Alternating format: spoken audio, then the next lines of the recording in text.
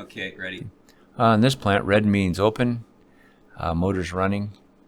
Green means valves closed, motors off. Yellow means intermittent travel. Some plants are opposite. Red is closed, green is open. Red, the pump's off, green, they're on. Some plants will use both of these systems. It's real confusing work between different plants. But in this one, anytime you see red, that means it's open or the motor's running. Yellow means it's intermittent travel. Feedwater heaters have acoustic leak detectors on them, these green dots. These will turn red when you have a high acoustic signature of a tube leak or tube failure. One thing I want to point out, alarm fatigue on alarm screens. You can get a lot of alarms come in and pretty soon you're not paying attention to them, and one important alarm comes in and it gets lost in the sea of alarms you're getting. So it's hard to stay focused and ensure that you are seeing the really important alarms that come in. You'll have some alarms that just keep alarming continuous. Those you need to take an alarm check, get them off the screen. In this scenario, we're going to have a tube failure in Feedwater Heater 5. About 35 inches. Your inlet valve is going to close. Your extraction steam valve is going to close. Condensate coming back from Feedwater Heater 6 is going to close. Both these valves should be wide open, dumping condensate. And this one here will start dumping condensate to the condenser. So basically it's Feedwater heater trip. This Feedwater heater cannot be bypassed from the control room. It has to be done locally at the Feedwater heater. So here's our scenario. The question is, what's going to happen to the plant when this Feedwater heater trips?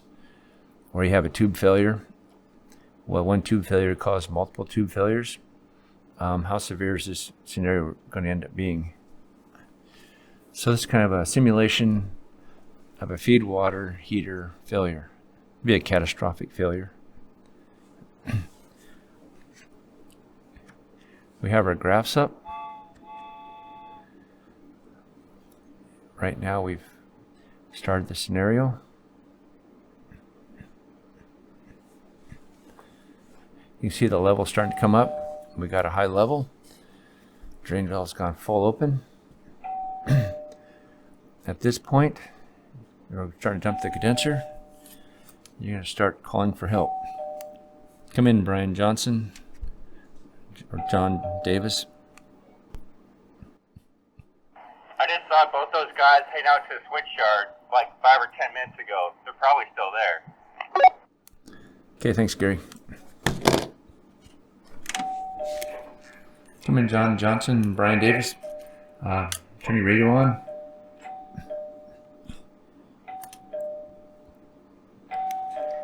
All operators report back to the control room. All operators report to the control room.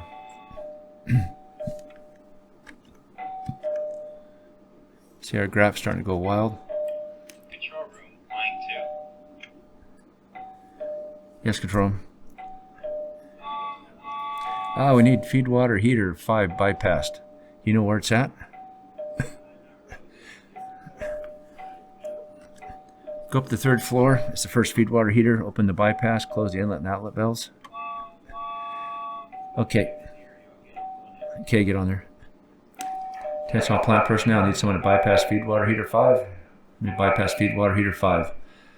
All operators, leave the boiler area. Leave the boiler area.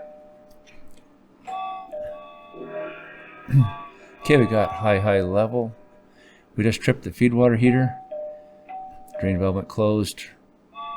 Extraction steam valve's going closed. See our graph's gone wild.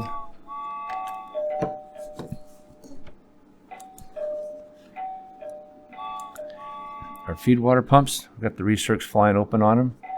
We've lost flow. So right now we got -7 inches in the drum.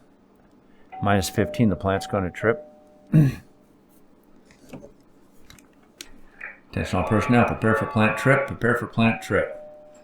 I don't know if there's any chance of saving this. We're down to -9. You don't know it near the boiler in case it goes positive, blow fire out at them. As you can see, we're at the recirc pumps. The recirc valve is opening up on the recirc pumps. We're lost all flow. I'm out by a feed pump. they get speed. It's shaky, make a lot of noise. The lines are jumpy. I think I saw them jump like 2 feet. Okay, right now I'd like to go talk to that guy and tell him to go bypass the Feedwater, but he's talking on the radio. Bad out here. So Maybe someone this is should a go to the lesson control learned. room and tell Do them to not shut talk it too much down. on the radio during the plant emergency. Make a lot more You noise. might be able to make it up there and bypass the... Hope the turbine's not going apart. Sounds like it. Lines are really moving. At this point, it's pretty If hopeless. anyone's in the area, maybe come help me out. We need to bypass the steam line, I think. We look at the Feedwater. Thing shuts 6 start. pulverizers running. 97 at 500 megawatts. We're getting to a trip. Okay, we just tripped. Plant's offline. At this point, we'll do the evacuation alarm. Evacuate the people. Go to the trip recovery screen. Get the plant back in a safe state. And bypass the Feedwater heater. Evacuation alarm.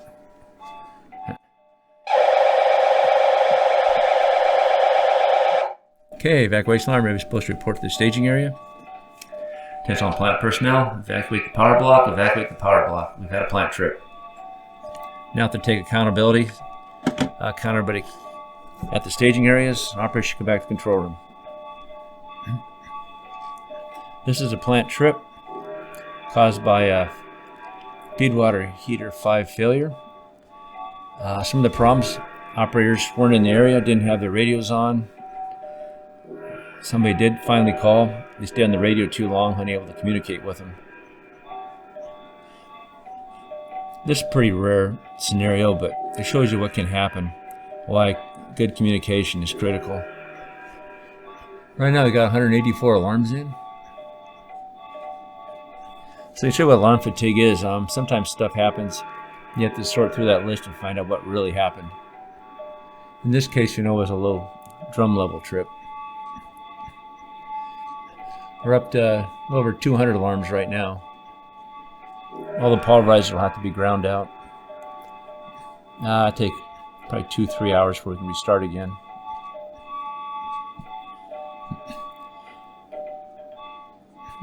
$205 alarms. This is what a plant trip is like.